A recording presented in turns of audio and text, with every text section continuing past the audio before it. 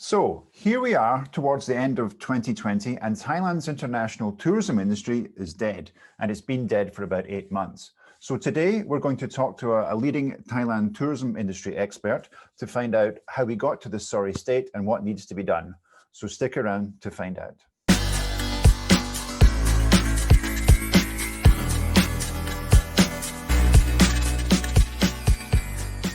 Hi everyone, welcome to Hot Issues and Trends in Travel with me, Ken Scott, the founder of Scott Asia Communications.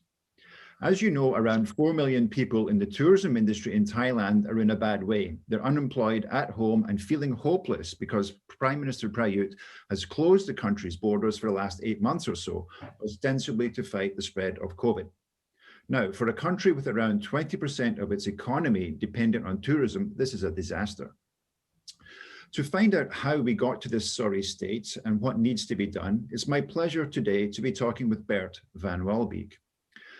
Until earlier this year, Bert was based in Thailand, and for over 3 decades, he was a leading figure in the Thailand tourism scene. He led from the front in hotel marketing and as a general manager for international brands. Bert developed unique expertise in the meetings and conventions sector, tourism crisis management, and tourism recovery plans. Indeed, with so many crises in Thailand, there was always a need for Bert and his travel industry colleagues to help the industry get back on its feet. Bert became known as the master of disaster. Later on, Bert also became a leading tourism academic, sharing his knowledge with new generations of Thai students setting out on the tourism road.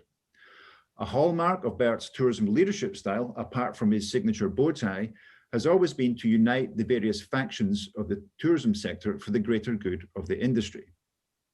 So Bert, it's a pleasure to have you here today, talking to you from your new home in England. How are you feeling? I'm feeling fine, and greetings from the kitchen table office that I have in my daughter's home at the moment.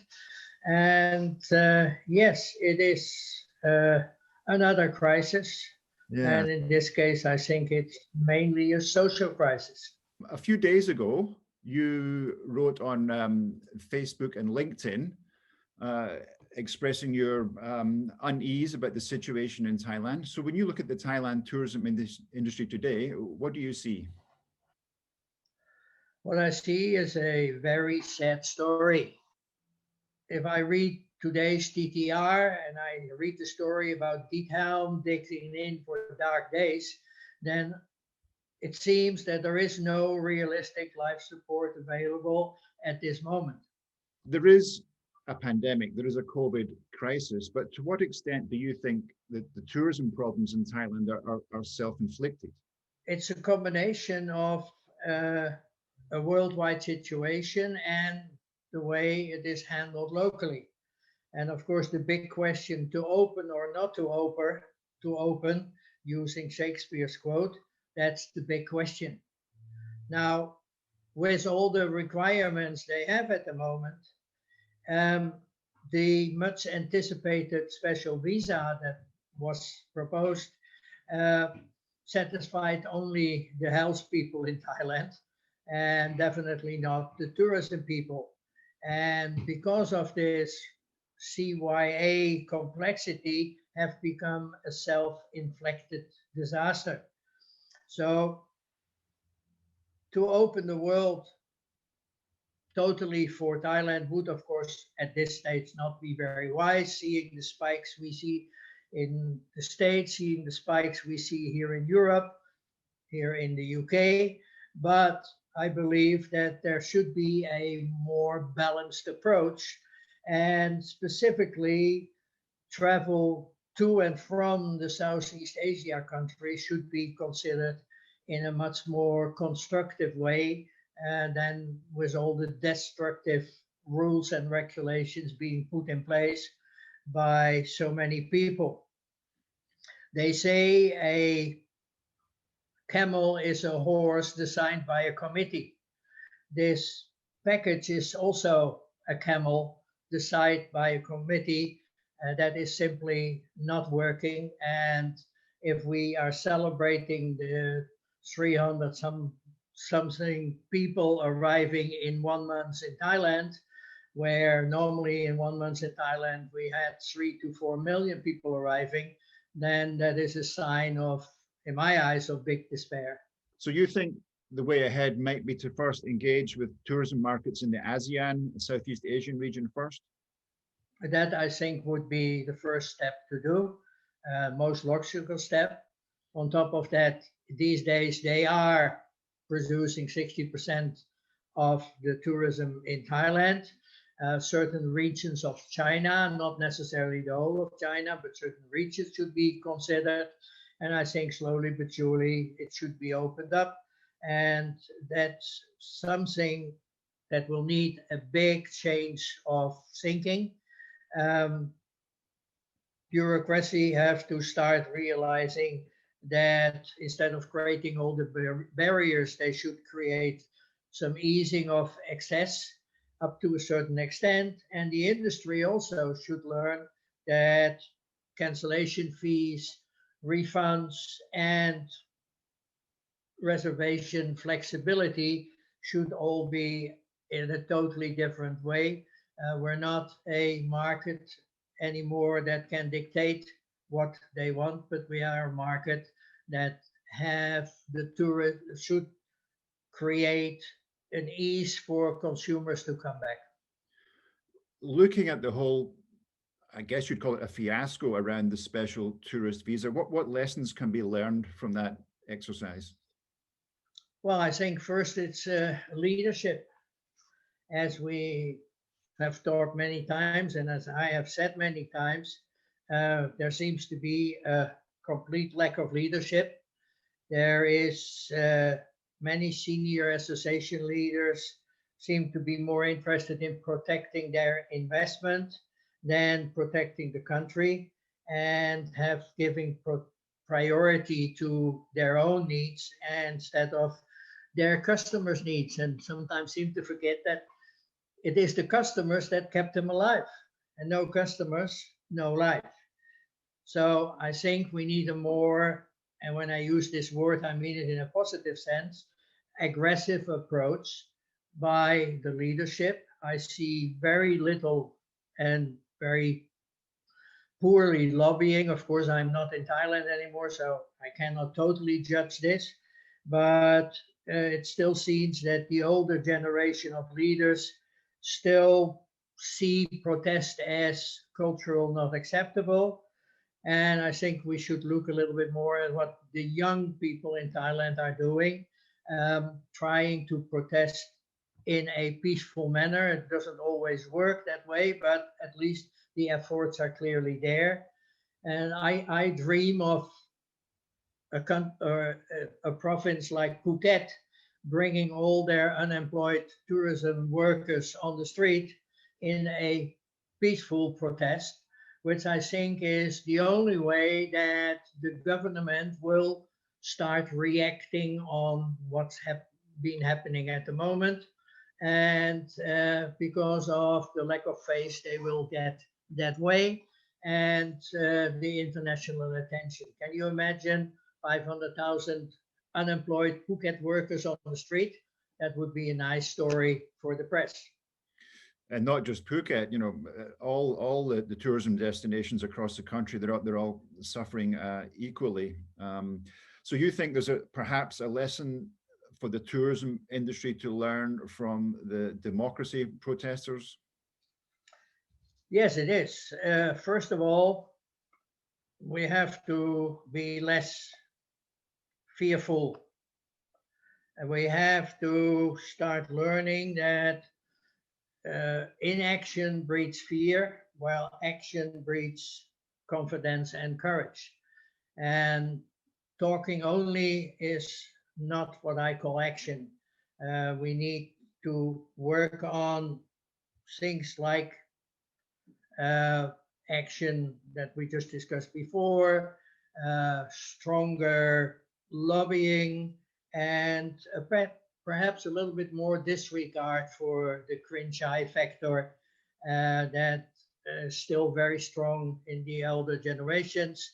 It still seems that people don't dare to speak up. And that, of course, is specifically a challenge for the Farang community. So people don't dare to speak up. And I'm amazed to see how silent the reaction was on my article on Facebook. When I changed my picture on Facebook, I get 200 reactions. On this article, which I think is a very serious matter, I got 7 reactions. So I don't think people dare to speak out. And Right. that's a big change. That's a big change because up to, let's say, 5 years ago, 10 years ago, uh, people in the TAT were listening to foreigners. And we had several governors that were open to foreign opinions. And then, if you want, so translated that into Thai opinions and worked with us. But I don't see any cooperation. I tried a couple of times before I left Thailand to talk to the TAT, but there's no interest of talking to there's no interest by the TAT to talk to me. Hmm. Is this a function of the fact that China and perhaps Northeast Asian markets are becoming more and more important in Thailand, and perhaps European and North American, Australian markets are slipping back a little bit in the mix? Most of the larger companies, coming back to detail, are run by foreigners. And that is uh, something that is an expertise that is not being used at the moment by the Thai uh, tourism society. Looking at the relative silence of the various, the many of them, the travel associations and councils and tourism councils and so forth in Thailand, why do you think they are being so passive and relatively quiet at a time when they should be, banging their shoe on the table and being heard?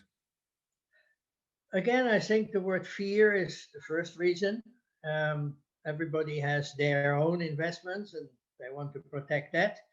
And you know what happens if people speak against the government and the policies. And secondly, I think it's that silo thinking that we have seen in Thailand.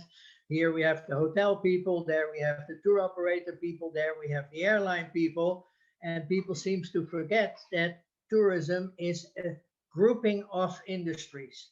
And the one industry, like hospitality, can't live without the other industry, like aviation. Because how are we going to fill all the beds in Thailand if we have no aviation? As we see at the moment, it's impossible to do so. So we need to work together. And I have always preached that cooperation is more needed. People should talk more, but talking more to each other means compromising with each other. And that again is quite often very difficult. Do you think the prime minister would listen, even if they all spoke, the tourism industry spoke with one voice? Do you think the prime minister is in a mood to listen? I think the prime minister would be in the mood to listen if we, in a more effective way, um, announce and let people know and let the world know the challenges we have. And I think again at this stage, the prime minister is more on the safety first than on the economy first basis thinking. And that, of course, is a big challenge. We need a policy shift from total containment to a managed risk. And with the fantastic medical facilities and know-how that we have in Thailand, I think a certain risk would be acceptable. First step would be to undo the paranoia that's at the moment in Thailand. The Thai people have been clearly, yeah, brainwashed, if I can use that word, on the Farangs bringing the COVID to Thailand. And again, if you see some of those research being done, and I know you can prove anything with research, there's very clear anti-foreign mentality at the moment in Thailand. And that, of course, is a challenge on its own. we should work and look at reducing the restrictions and start letting more and more people in.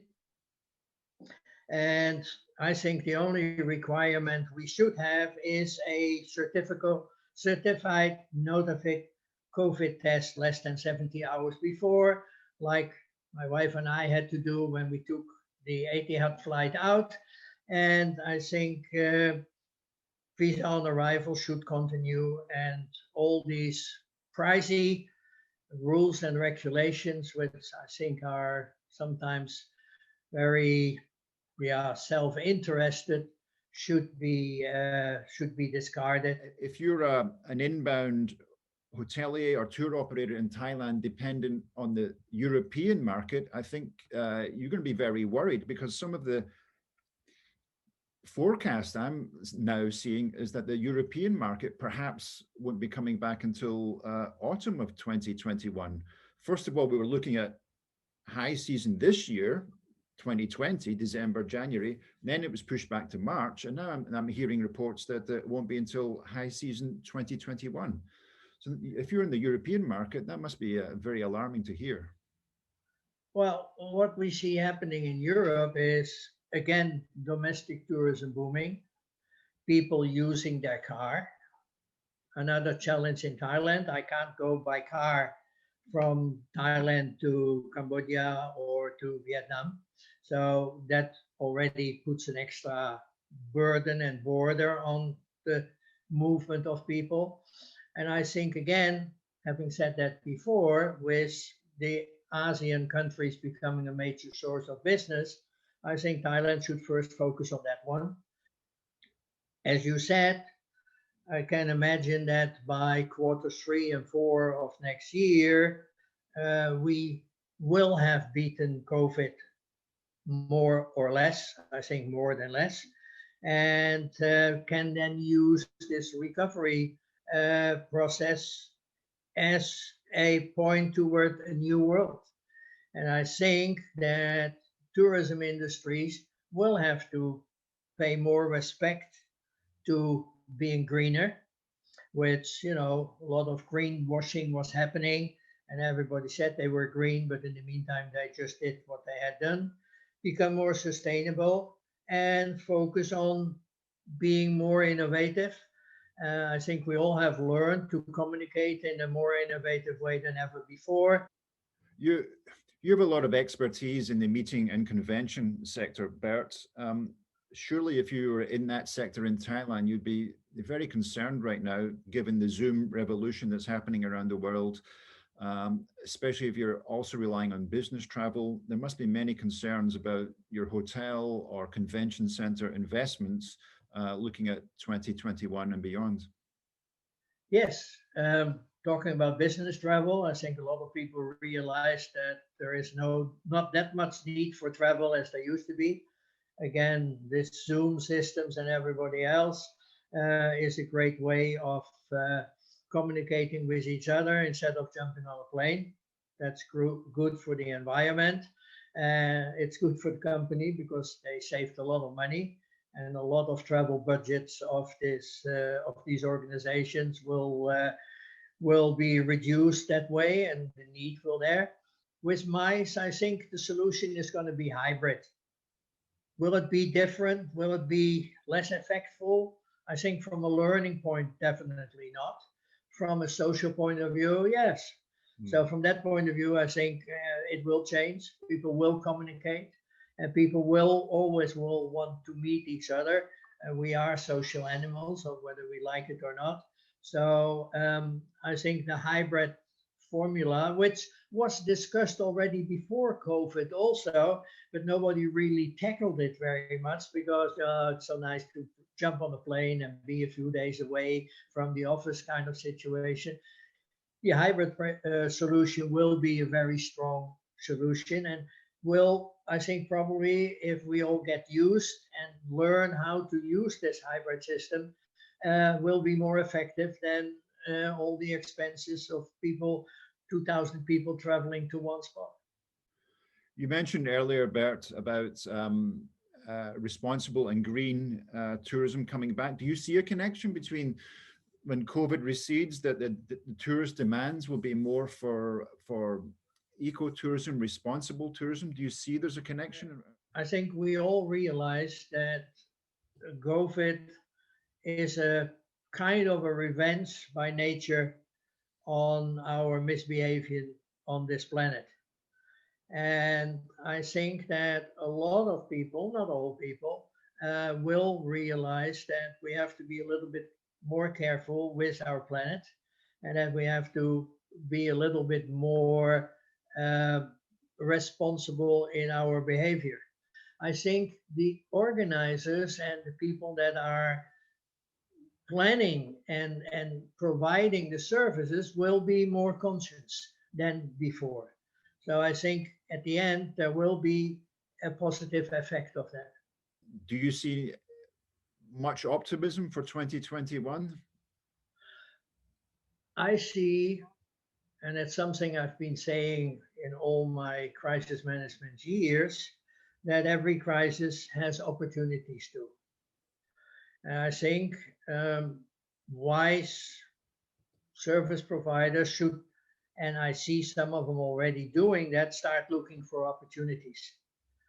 Once we have this paranoia under control, and once people start realizing that we have to manage these risks instead of totally eliminate those risks, and that we can do this safely without overwhelming the health system. And I think the vaccine story that's developing at the moment is definitely a positive trend. How much it's going to work and how much it's wishful thinking at the moment, I cannot totally judge, but we can start re-emerging. And I think, again, I agree with this TTR article, for instance, that it will, in certain markets, take until the third or the fourth quarter of next year, and that we can beat COVID, that we will have a new world, a new normal, or a next normal, or whatever normal you will call it, and that people will be more sustainable in their behavior. I think there's a lot of innovation coming up at the moment in the way we deliver tourism, in the way we're going to travel, in the way we're going to behave. And I think with the ever strengthening of the healthcare, and of course Thailand is doing very well in that area, it is my hope that those conditions will be placed in a right way, will be used in the right way, that all the intellectual property that's being developed at the moment and the manufacturing of the COVID treatment will be done in such a way that it is available to everybody. And I know that will take some time too, and that we can live in a world where we have to still fear illness, we still fear something like pneumonia and that kind of things, but we can live with it in such a way that it will not stop our what used to be old behavior and what will become new behavior. Hope that becomes true. There's a lot riding on the success of the vaccines when they arrive, and I feel that may be the silver bullet, the get out of jail free card that brings the travel industry back. So Bert, it's a pleasure talking to you today on hot issues and trends in travel. I hope we can get you back on again to talk about more positive developments in the near future. Until then, take care. Okay, good talking to you, exchanging ideas. And again, every crisis has its opportunities, so let's look for the opportunities. Okay, well said.